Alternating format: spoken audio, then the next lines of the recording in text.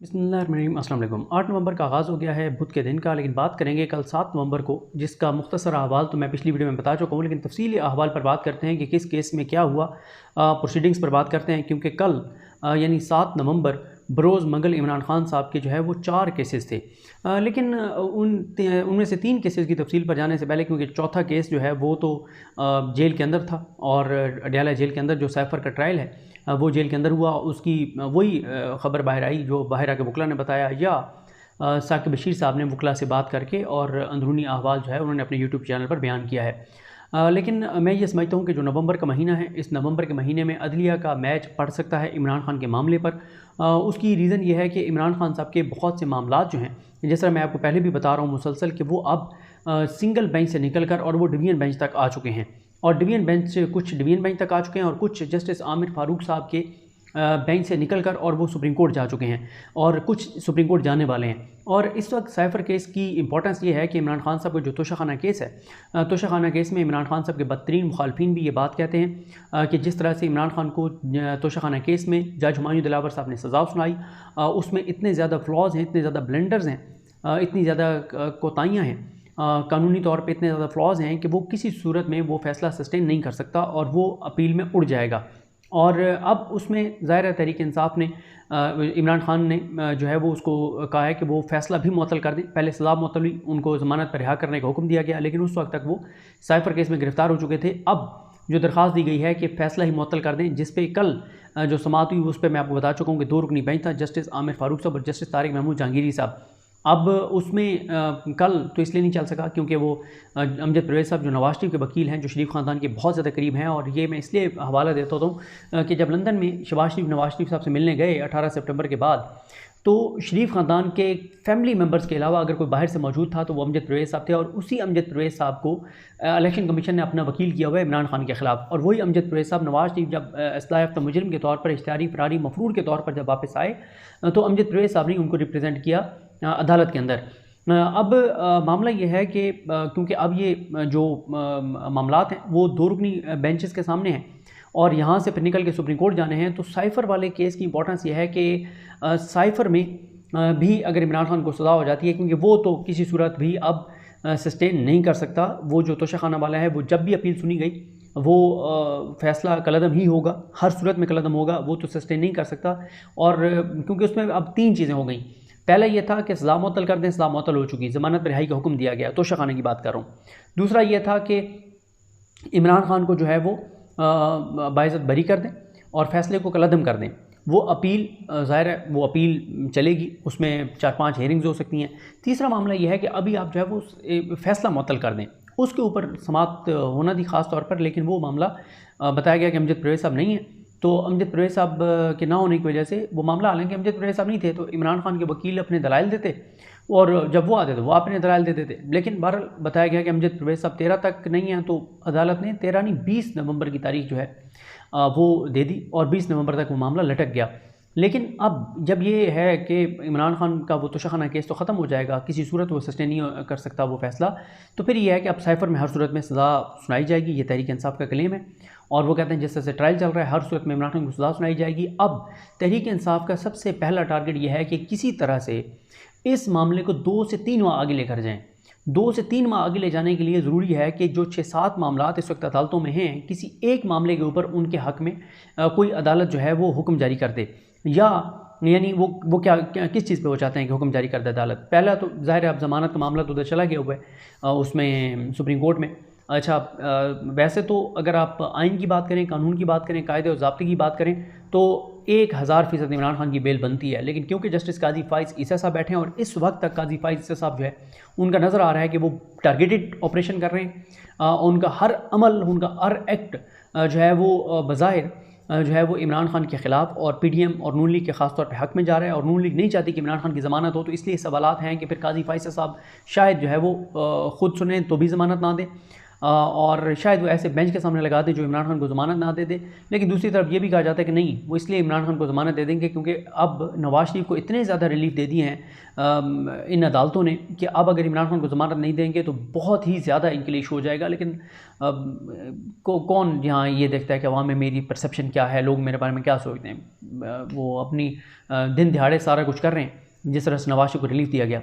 अब एक तो ज़मानत का मामला है जो सुप्रीम कोर्ट में, अच्छा वो तो ज़मानत हो ही जानी है। और क्योंकि ट्रायल जो है वो असल जो तहरीक इंसाफ की लीगल टीम का टारगेट है वो यह कि ट्रायल को किसी तरह से, एक तो उधर जो साइफर का ट्रायल नीचे हो रहा है उसको स्लो किया जाए, वहाँ पे वकील उसको स्लो करने के लिए अपने जो है वो जो कानूनी हिकमत अमली इख्तियार कर सकते हैं वो हिकमत अमली इख्तियार करें।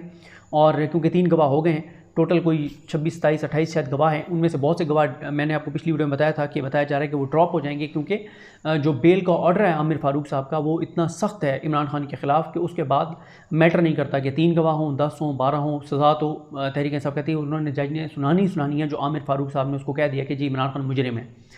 अच्छा, अब ज़मानत वाला मामला हो गया। अब एक और मामला सुप्रीम कोर्ट तहरीक इंसाफ लेकर जा रही है उनकी लीगल टीम इमरान खान साहब की, वो है कि जो इस ट्रायल को रुकवाने के लिए और जो फ़र्द जुर्म के ख़िलाफ़ जो मामला है उसको वो भी आमिर फारूक साहब ने मुस्तरद कर दिया सिंगल बेंच ने, तो अब उसको वो सुप्रीम कोर्ट लेकर जा रहे हैं और वहाँ पे उनके हामिद खान साहब वकील होंगे। टारगेट एक ही है कि किसी तरह से अभी फ़िल वक्त इस ट्रायल को रुकवाया जाए, क्योंकि वो कहते हैं कि अगर तोशाखाना में इमरान खान को बरी हो जाते हैं और अपील में, तो फिर ये है कि इधर ये मसला हो जाएगा कि ये इसमें ये जो साइफर है इसमें वो सज़ा याफ्ता होंगे तो के इलेक्शन तो नहीं लड़ सकेंगे। अच्छा, अब इसलिए जो दूसरा उनका एक तो है कि वो सुप्रीम कोर्ट से चाहेंगे कि ज़मानत हो जाए, दूसरा वो सुप्रीम कोर्ट से चाहेंगे कि स्टे हो जाए। साथ ही एक और जो मामला है जिस पे अब मैं आता हूँ, जिसके अब मैं हवाल आपको बताऊंगा, वो ये है कि कम से कम और कुछ नहीं तो ट्रायल जो है वो ओपन होना चाहिए। ओपन ट्रायल का जब अदालत हुक्म देगी तो ओपन ट्रायल तो नहीं होना इमरान खान का। अगर अदालत ये हुक्म दे देती है, जिसके ज़ाहिर है मियां गुल हसन औरंगज़ेब साहब की वजह से एक तहरीक इंसाफ होपफुल है, वो कहते हैं कि मियां गुल हसन औरंगज़ेब साहब से उनको बहुत तवक्कुआत हैं, क्योंकि देखें आमिर फारूक साहब के साथ तो तहरीक इंसाफ की लड़ाई उस नहज पर पहुँच गई है कि आमिर फारूक साहब के पास कलम है, उनके पास कानून की ताकत है।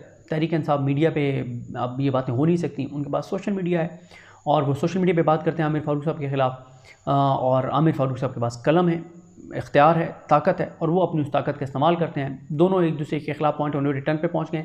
तहरीक इंसाफ उन पर अदम एतमाद कर चुकी है, वो चाहते हैं इमरान खान का कोई केस वो ना सुने आमिर फारूक साहब, और इमरान खान के तमाम केसेस आमिर फारूक साहब खुद सुन रहे हैं, और उनके जो चीज़ें हैं वो आपके सामने है कि उनके साथ हाई कोर्ट में क्या हो रहा है।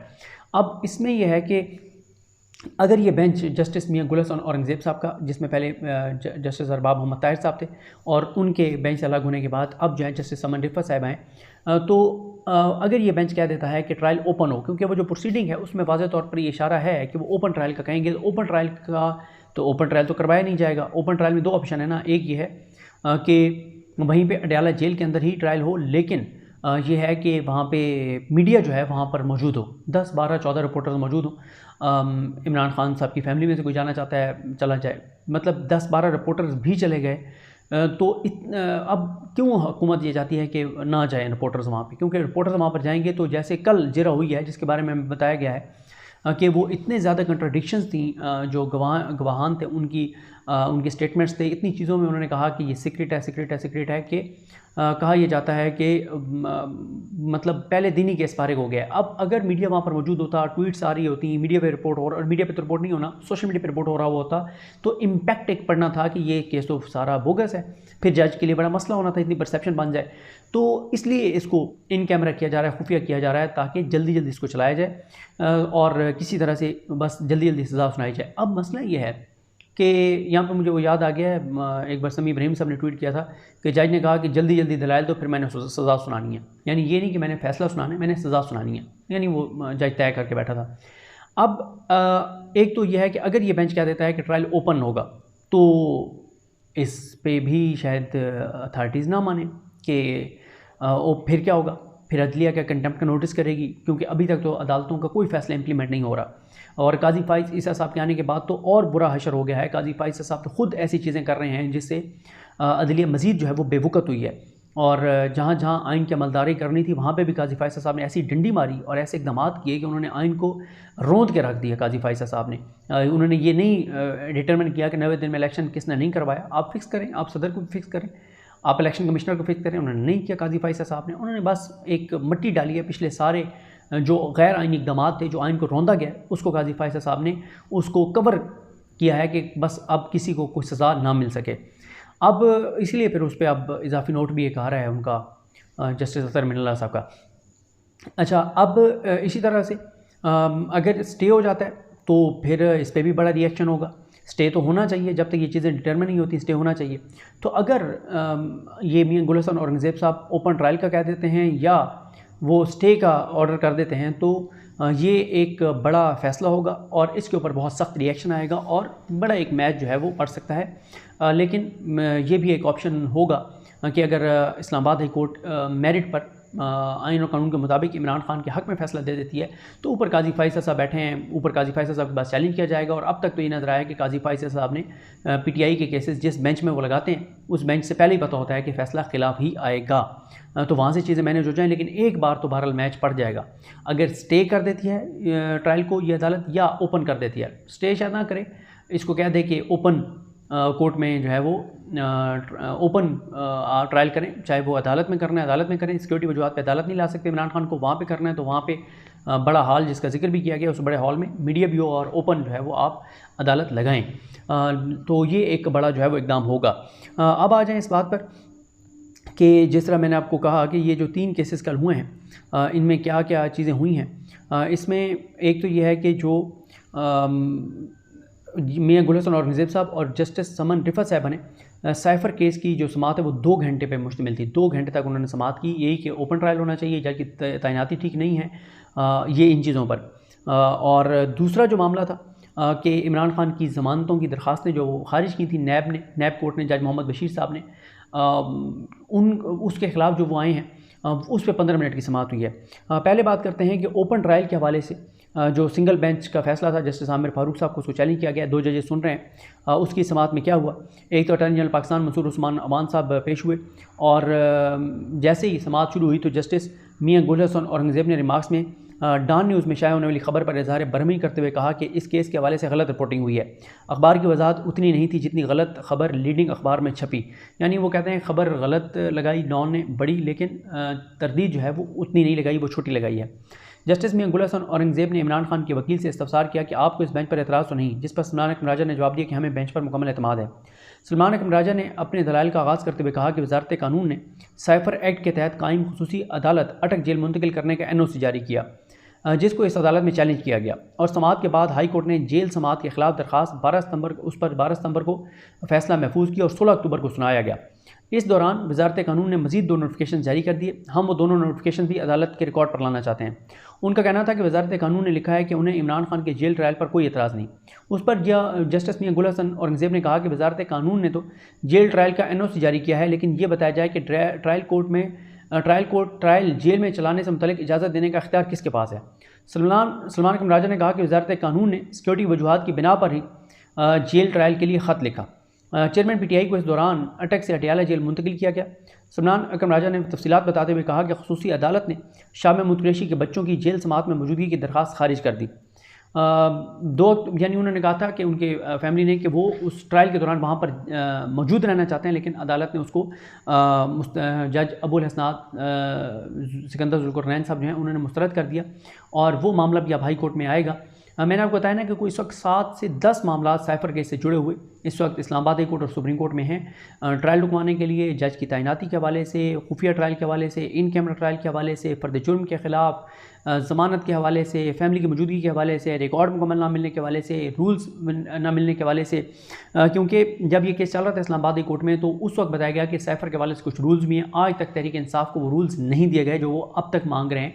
और जो कैबिनेट मिनट्स हैं जो लास्ट जिसमें फ़ैसला किया गया था, लास्ट से मुराद ये है कि जिसमें साइफ़र केस ये इमरान खान के ऊपर FIR के हवाले से और इंक्वायरी के हवाले से ये जो सारी चीज़ें उसके मिनट्स भी नहीं दिया जा रहा है, कहा जा रहा है कि वो सीक्रेट है। तो हर चीज़ सीक्रेट रखी जा रही है और तहरीक इंसाफ यही उनके लीगल का यही मौक़िफ़ है कि जब हर चीज़ आप सीक्रेट रख रहे हैं तो फिर हम अपना दिफा कैसे करेंगे।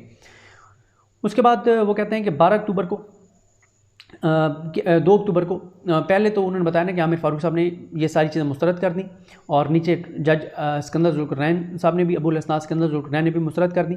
2 अक्टूबर को साइफर केस का चालान अदालत में पेश किया गया। अगले रोज़ एक दस्तावेज़ सामने आई कि इमरान खान की सिक्योरिटी के लिए जेल ट्रायल किया जा रहा है। इस मौके पर जस्टिस मियां गुल हसन औरंगज़ेब ने सवाल किया कि वज़ारत कानून की जानिब से बाद में जारी होने वाले नोटिफिकेशन से मुतल्लिक सिंगल बेंच के फैसले में क्या लिखा गया है। उस पर सलमान अकरम राजा ने जवाब दिया कि सिंगल बेंच के फैसले में बाद में जारी होने वाले नोटिफिकेशन से मुतल्लिक कुछ नहीं लिखा गया। वज़ारत कानून के बाद के नोटिफिकेशन भी पहले नोटिफिकेशन का तसलसल हैं। सलमान अकरम राजा ने सवाल उठाया कि जेल के एक छोटे से कमरे में इमरान खान का ट्रायल क्यों हो रहा है। प्रोसिक्यूशन को उसकी ठोस वजह बयान करनी होगी।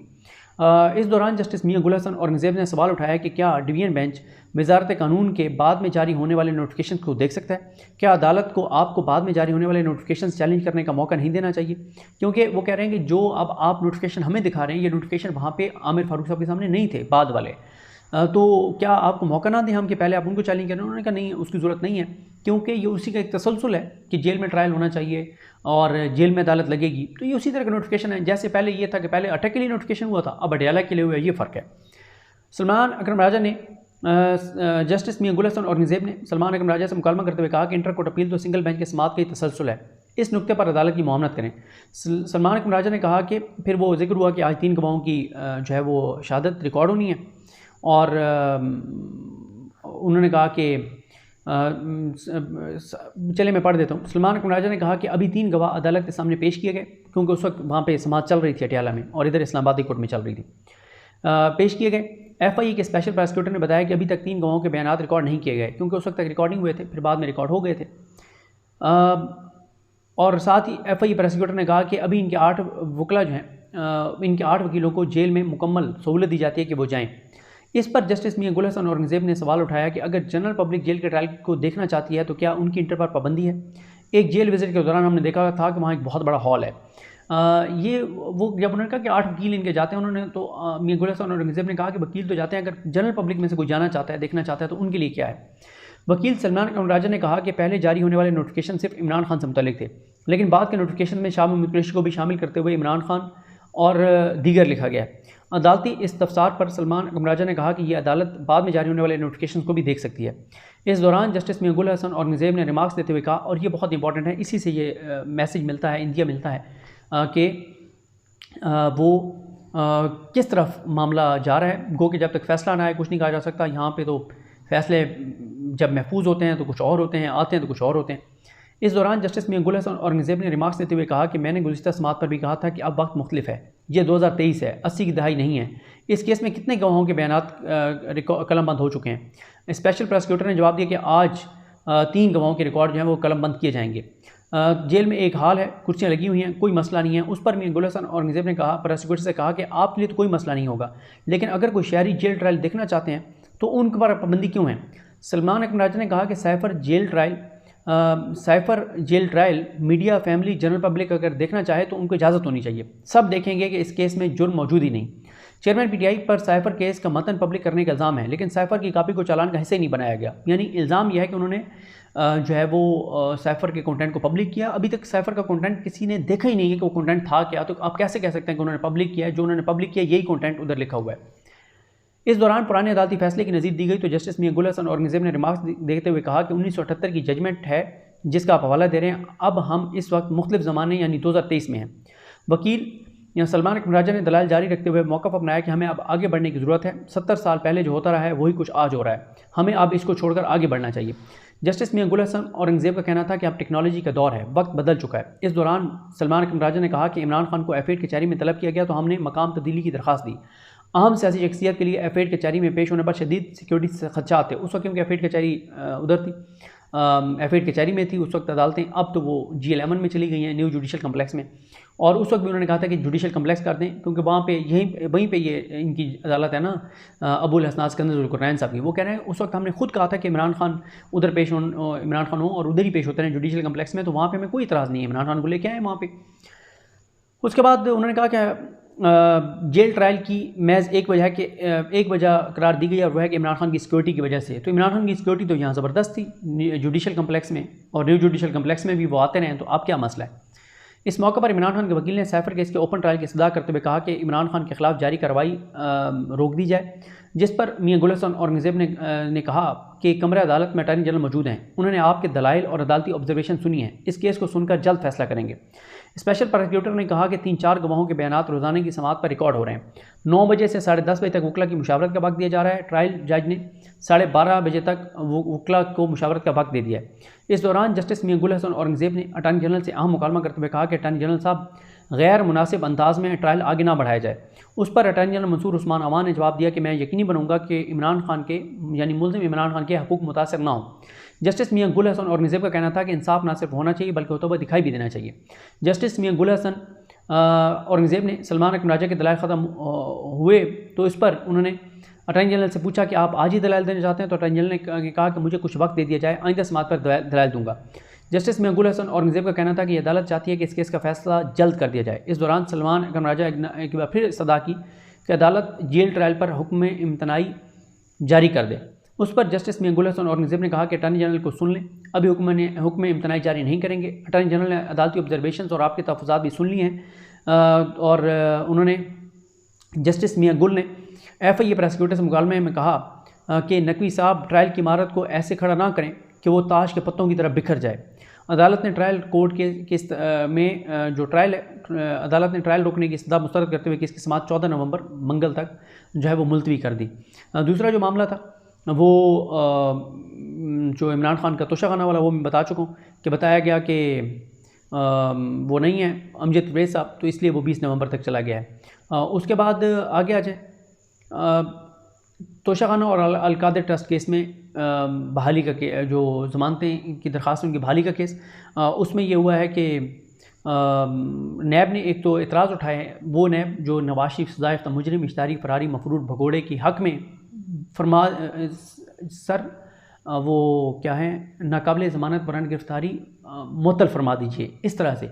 और जब नैब वाले मौजूद होते थे नवाज शरीफ के केस में अदालत के बुलाने से पहले, उस नैब ने जो है वो इमरान खान की ज़मानत बहाली की दरख्वास्तों की बहाली के ऊपर एतराज़ात किए और कहा कि ये नहीं हो सकती। और क्योंकि उस वक्त इमरान खान की अदम हाज़िरी पर ये दरख्वास्तें खारिज हुई थी, तो इमरान खान तो ख़ुद वो तो जेल में थे, जेल से तो जेल अथॉरिटी ने लाना था, इमरान खान ख़ुद थोड़ी आना था। और उस पर अब इस्लामाबाद हाई कोर्ट ने, क्योंकि उन्होंने ये कहा है कि ये बहाल हो ही नहीं सकती जो नैब ऑर्डीनेंस है, तो इस्लामाबाद हाई कोर्ट ने नैब ऑर्डीनेंस 1999 और उसमें अब तक होने वाली तरमीम की तफसीलात जमा कराने की हिदायत करते हुए वज़ारत कानून के मजाज अफसर को 14 नवंबर को तलब किया है। 14 नवंबर मंगल को ये भी होगा। मुख्तसर समाअत के दौरान डिप्टी प्रोसिक्यूटर जनरल नैब सरदार मुज़फ़्फ़र अब्बासी ने एतराज़ उठाया कि नैब ऑर्डीनेंस के तहत ज़मानत दरख्वास्तें बहाल नहीं हो सकती। दरख्वास्तें नाकाबिल समाअत हैं, यानी ये इमरान खान की दरख्वास्त अब नाकाबिल समाअत है। जो ज़मानत की दरख्वास्त खारिज हो जाए वो बहाल नहीं हो सकती। उसके बाद जो इस्लामाबाद हाई कोर्ट है उन्होंने कहा है कि चलें आप हमें सारा वो कानून दें, फिर हम देखते हैं। और ये सारा अहवाल है, ये सारा मामला है। तो देखते हैं चीज़ें कैसे आगे बढ़ती हैं। मुझे अपने दुआ में याद रखें। लकीम आप सब काम नासर। अल्लाह हाफ़िज़।